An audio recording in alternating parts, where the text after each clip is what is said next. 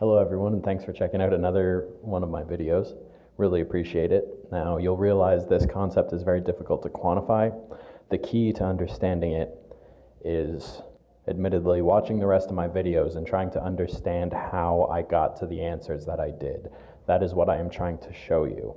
This grid pattern that you see popping up in a lot of my videos, this graphing type pattern of two intersecting lines adjacent to one another, that is the key to understanding everything. So go ahead and subscribe if you want to see this applied in more examples. Subscribe if you want to see philosophical content, anything like that. I really appreciate it. I hate doing this so early in the video, but I need 1,000 subscribers in order to make the partnership program, and my goal right now is getting 100 for a custom URL. I think that'll really help me launch this thing. So subscribe if you want to better understand my concepts. Subscribe if you want to see this line of logic applied to other concepts, and drop any comments you have down below for recommendations of subjects. Okay, I can do this. We'll figure it out. I don't care how many takes it takes. Morality. In order to truly understand morality, you have to tell me one component that makes it up. I'm going to use the concept of actions. You could also say goodness exists. If you agree that being good exists, you can put that right here. Part of morality is goodness. Now, everything has an opposite. So, plus goodness. In order to understand what goodness is, you have to understand what the opposite of goodness is. Negative goodness. Or goodness is opposite. So, how do you understand the difference between what's good, or what's positive, and what's negative in terms of goodness? Well, start like this. This is one-dimensional. It looks two-dimensional because you have this too. But you also have to consider it as one-dimensional via this line, right? So if you realize that this is you only have one dimension of information here. You just have that negative goodness and positive goodness exist. This motion exists. Whether it's this way or that way, all you have is one dimension, and you can't truly know anything from this. So you do this, right? Put another line there, and then put the same thing there. I think this might be squaring. This might be the concept of squaring. I'll show you all the math on another video. I have so much math to show you. And I don't know what most of it means. Okay, minus goodness and plus goodness, right? So, what force could cause this action to become, what forces are here? What are the adjacent forces? No.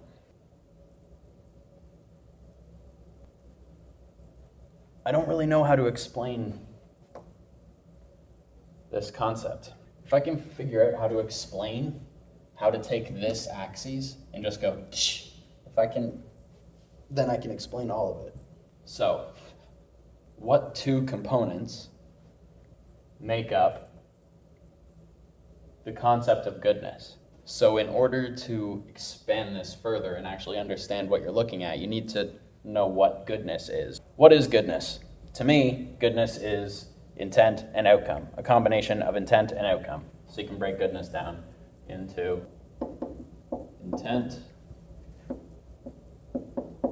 and outcome, right?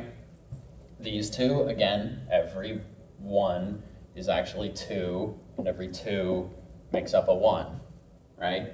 I would circle these typically. That's the way I'd been referring to it myself. Now, take these two variables that make up goodness, plug them in on the axes. So the x will be intent. I'll just put a little x under there so I know. A little y under that so I know. And outcome, can you read that? Probably. If you have a good intention and something bad happens, that would be like this. So the intent would be good, the outcome would be bad. That would be this quadrant.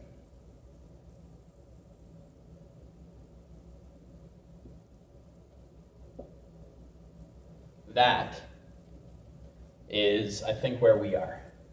No, I'm getting ahead of myself. Okay, so this is what happens when you mean to do good, but bad accidentally happens. Call it oops. Then let's say you meant to do good and something good did happen. So your intent was good and something good did happen. That would be this quadrant up here, which would be a net positive. No, let's get the oops out of there. This would be a net positive. This is an unknown. So this one would be what happens if your intent is negative and bad things happen.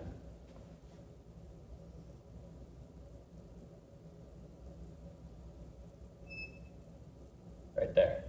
And that is a guaranteed negative outcome. And up here, this is what happens when your intent is negative and the outcome is positive. So again, you can't know how moral that was. So here we got evil, actual evil. Well, kind of, because no, this can be broken down further. Here we got meaning to harm somebody and doing it, doing bad things that are kind of irrefutably bad. Here you got irrefutably good things. And I think everybody knows what these two things are. Unless you get confused about someone's intent, you know whether they were doing a good or bad thing. I think everybody knows what's good and what's bad. Over here, this is where the shades of gray happen. When in the case of accidents or flipped emotions or, that represents facts. This is yes, this is no. And this represents unknowns. Either way, I'm getting a little bit lost in that analogy. So let's move it down because this goes on forever. So, in order to truly understand intent, what do you mean? No, let's start with outcome so I'm more on camera. In order to truly understand outcome, what is the outcome of a situation? The outcome is an action that has stopped. Outcome is something stopping. No, this one is too big of a video for now. I can't do this right now. Subjective versus objective. Intent is subjective experience, and outcome is objective experience. The mind versus the body. So the intangible versus the real. So if intent is intangible and outcome is tangible, they're related through existence, but how do they break down farther?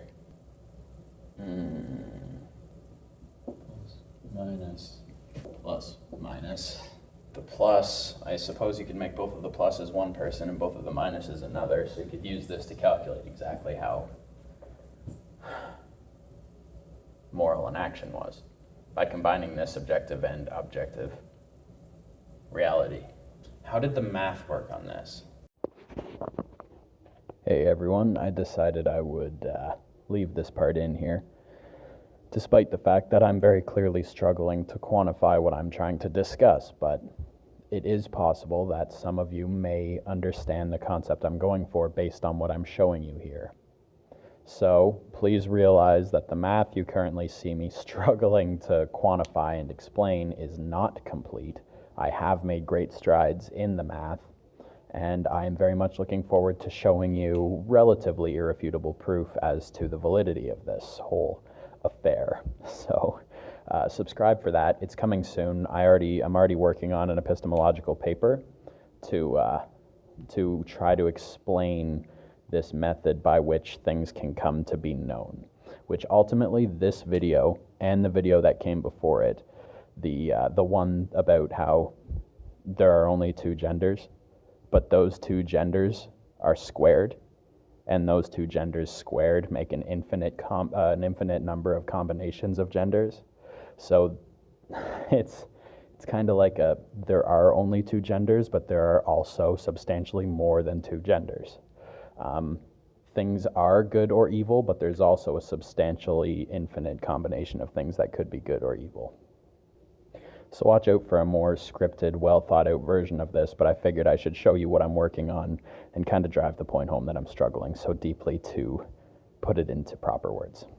All right. Thanks for checking this out. Don't forget to like and subscribe, and I'll catch you in the next one.